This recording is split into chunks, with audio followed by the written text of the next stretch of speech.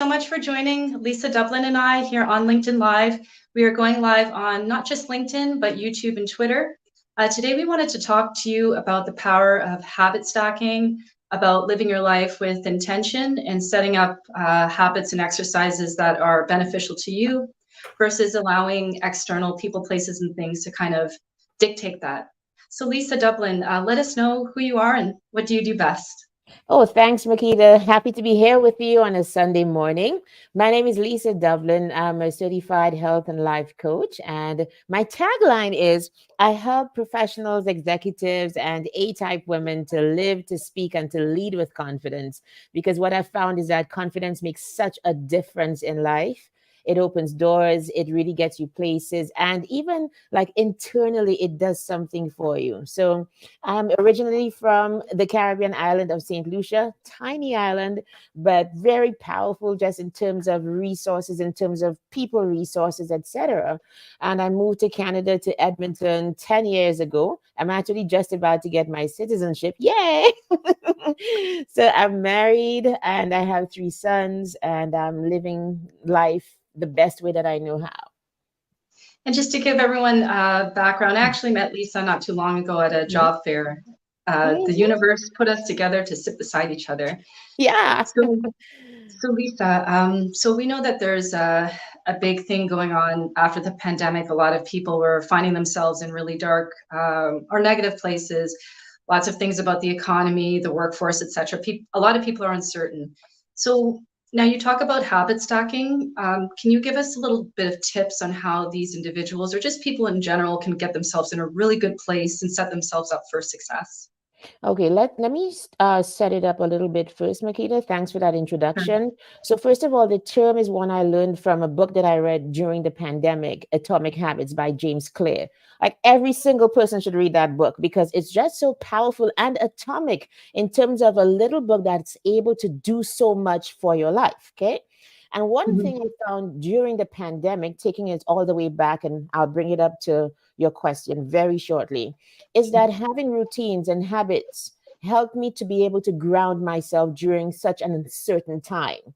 You remember when we had to glove up, mask up, not even knowing in the beginning, what was happening, and even subsequent to settling into the pandemic, it sounds like a horrible thing to say, but we had like a 2.5, 3 year stint of staying at home and doing life in a certain way that we were not accustomed to. What I found was building routines and building upon them was able to help me to navigate life, to be more resilient, and to get more done. So, fast forward to today, and we are back out in the world. The pandemic still, it's been downgraded, but COVID is still around. But we are back out into the world, meeting each other, trying to go back to life as we know it. Those habits, if we set them up, can still serve us very well to reintegrate into a new kind of world or to continue as we were. And so the concept of habit stacking is that you build a new habit on top of one that you already do. Let's give an example. Let's say, for example, you want to start a habit of working out. Okay. You already wake up and perhaps brush your teeth. And so the thinking is that you can tie the new habit of maybe jumping on the treadmill like I do a lot of the time or going to the gym. You can tie that new habit to waking up. So it almost is like one thing happens, then the other. I wake up, then I brush my teeth, then I put on my clothes, and then I go to the gym. That's simply a simple one, but I hope people get the concept of it, that you don't have to struggle to build a new habit. You don't have to struggle to start from scratch. There are things that we all do automatically already. Maybe brushing your teeth, showering, hopefully, eating at a certain time. All of those things, if you want to start a new habit, the concept in Atomic Habits is habit stacking. Stack a new one on top of what you already do. And before you know it, you have a string of habits that you're building and expanding because you are following that process. I hope that answers the question. Absolutely. So Cheryl left a comment. She said that living life on life terms is important. Sometimes life changes us for change Yeah, or sets us up for change. yeah, for sure. Makes a lot of sense. And I think one way to maybe come at the challenges of life is to have good routines. Just in preparation for this interview, I reread, couple quotes and so on from James Clear's book. And one of the things that he said, which might be instructive for us, is that you do not you do not rise to the level of your goals. You fall to the level of your systems. Let's think about that for a while. It's the end of year, and the new year is coming up. 2024 is right around the corner. And we know that many people are going to do stuff like rush to the gym. Oh my goodness. January to March, regular gym goers like me are almost like pushed out of the gym because it's full. By May, by June, July, those people who could not sustain it, they've petered off because, again, you're going to fall to the level of your systems. If you haven't put in place a way to get from one thing to the other almost automatically, you're not going to be able to sustain the effort. And so I thought it very good that habit stacking is one way of having that system work for you. It is a system that has served me well to be able to produce more. I'm pretty busy. I have three children. At the time, like it was just everything all together with COVID, homeschooling the children or supervising them while they were in school from, at home, then doing my day job, then doing my new business, which just literally exploded during COVID because I found my thing and I wanted to pursue it. And having those habits created a foundation for me that still sustains me today. And you brought something up about people going to the gym, especially with the New Year's resolutions. And I think the big term North Americans use a lot is the beach body. They're trying to get ready Mm, for that spring break moment. And that's always like an external thing. it Or maybe is. they want to get back out and dating and they want to look fit. Can we talk about how important it is to do things like this for ourselves? Because I can't speak for yourself, but I find when I set up certain things to make someone or something happy, or get a certain outcome and there's like a roadblock, I get disappointed and then I could feel like falling back on that goal. How powerful is it to have that instead of beach body, that me body? So we're looking amazing all the time versus just for spring break. Yeah, beach body as opposed to just simply doing it for me. And you know the difference between those two things? If I'm doing it for myself, I am literally training myself at the level of identity. And they say Right. that, yeah, the three levels of change are you change your habits, you change your behavior, you change your identity. When you change from the level of identity, that is the deepest, most sustaining change. So, in the case of like, I have a couple clients like that. Okay, my God, I have to get ready for my birthday coming up or a wedding or something. And I'm always quick to coach them back to beyond the wedding and beyond the birthday. What exists? What is Hmm. there? Can we start from that level and work our way up to changing the behavior? And let me give you an example. I love running. It's my thing. I always say it's alone work, right? It's alone. It's my time for myself. And when I began taking it seriously, back in 2019, I got a coach. I lost a whole bunch of weight and changed my eating habits. One of the constants for me was seeing myself as a runner.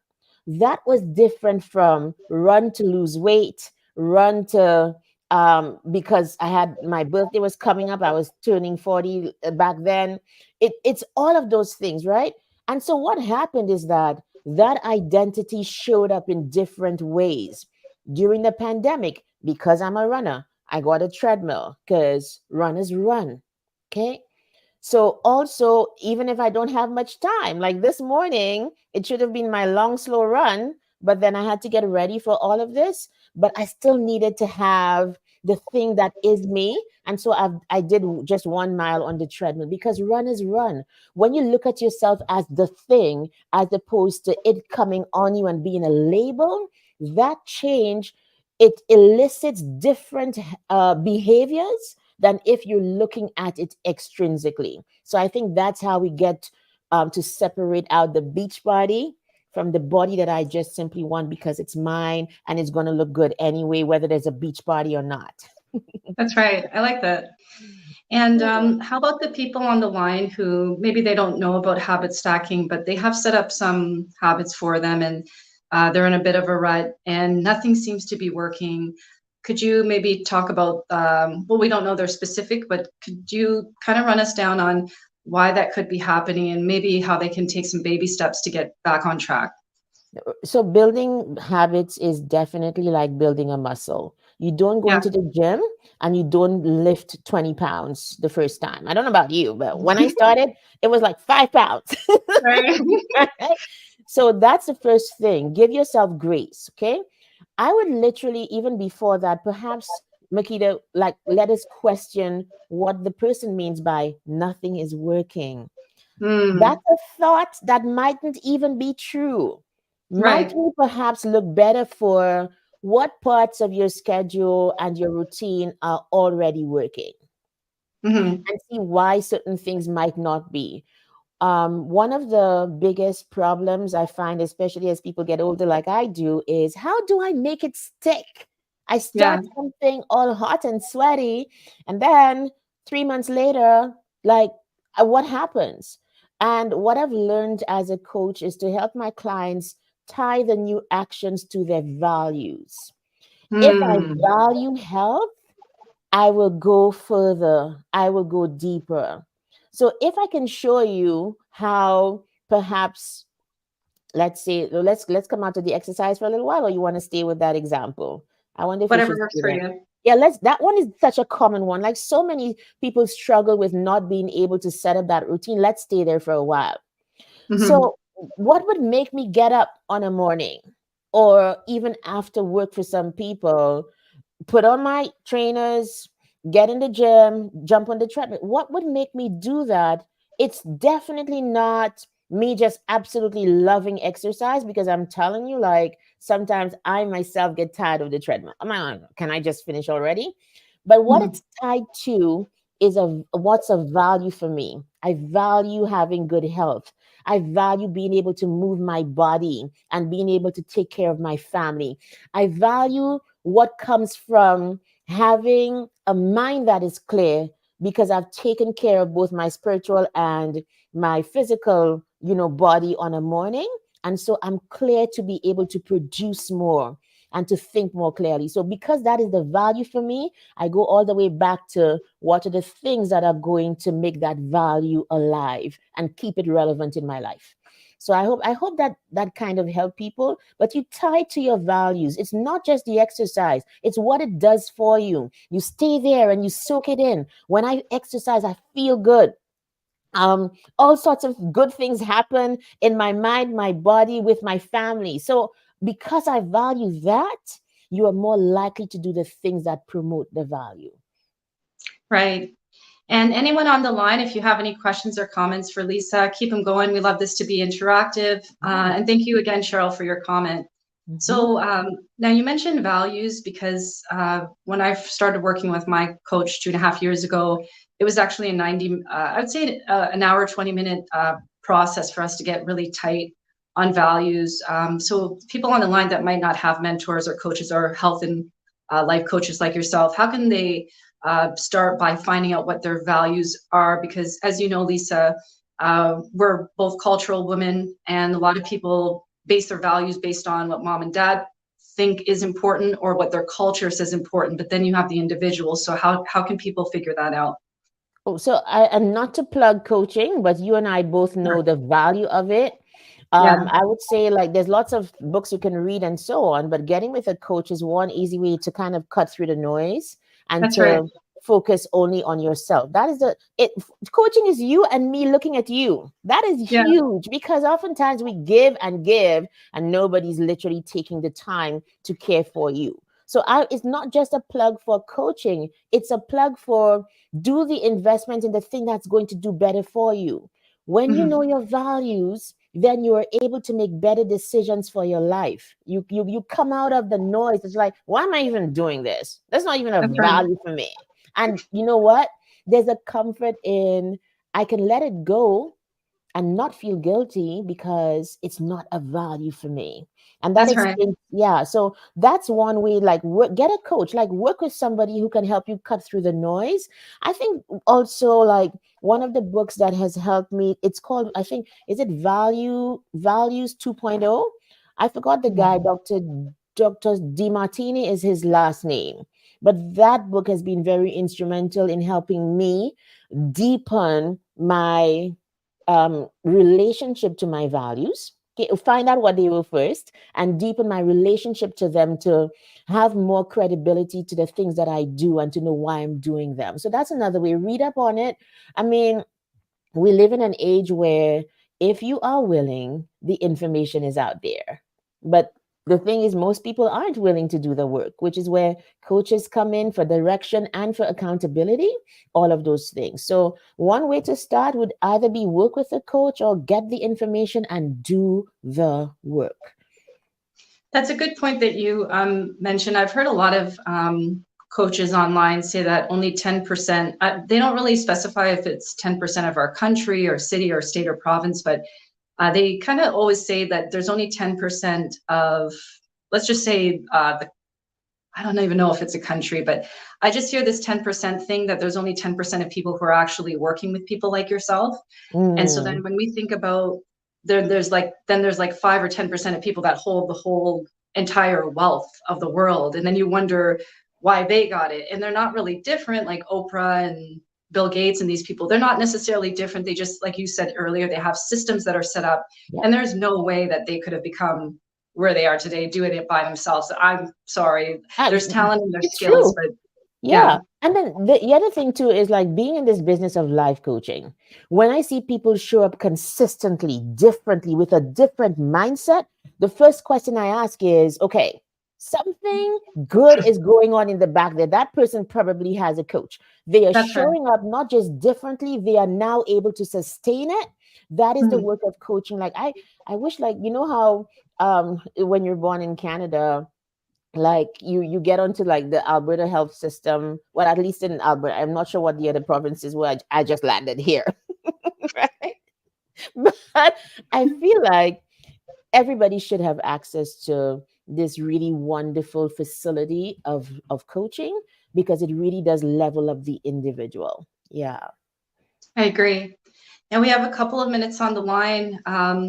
Did you want to address anything else that you find can be helpful for the audience? And how can people reach out to you after this live stream? Okay, sure. Okay, first one first, second one first, because it's the easier one. So I'm everywhere on social media at Lisa M. Dublin. So you can go check out my website on Instagram, on Threads, even. Oh my goodness, that one I don't even know. Facebook, YouTube as well. I've got two channels there. But let's talk about what was the first question? Sorry, Makita. The That's first one okay. was, yeah. Do you have any Oh yeah. helpful tips that you can leave the audience with? Got you. Got you. I want to speak to those people who want to do something different and to leave with you a simple formula that I have come up with when I want to do something different. During COVID, and I hated what happened with the pandemic and how many people, especially in Canada, we lost so many elderly people. So that's like a pain point for me. However, it was also an opportunity for me to go do what I wanted in life, which was to do this SWC, speaker, writer, coach. And the way that I did it was to do three things consistently. And I call them the 3F formula: faith plus fitness plus fire. Fire representing the passion that you have to pursue almost every day if you want to do something different. It is different from just the regular, maybe day job or so on. But if you can build a routine that's 3 layers deep, at least for me, I need my devotional time. I need to take care of my body and I need to pursue the thing that will give me the freedom that I want in life. So for me, I call it faith plus fitness plus fire. Those three together can get you places and get you into a different sphere of freedom, which is what we're talking about today. I appreciate you sharing that, Lisa. And anybody on the line, if you think that this live stream, you've found something or heard something that was helpful to you and can help a family member or friend, definitely share this live stream with them. I will also tag Lisa. Well, she's already tagged in the event. So if you click Mhm. on the blue name, you'll check out her LinkedIn page and you Okay. can send her a message. And anyone who just wants to leave a message so everybody can learn or see if you have tips to add, leave them in the comments below. Lisa, thank you so much for your time. I know you're a Woo. family lady and you know you got your stuff Absolutely. going on. You could be doing a Yeah. million other things, but you came today and we appreciate you for that. Thank you so much, Makita. Looking forward to doing the interview on my channel because I'm excited to speak with you as well. Absolutely. Thank you, everyone. Thank you, Lisa, again. Happy Bye. Sunday. Okay. Bye. Thank you. Same to you. Bye bye. Are we?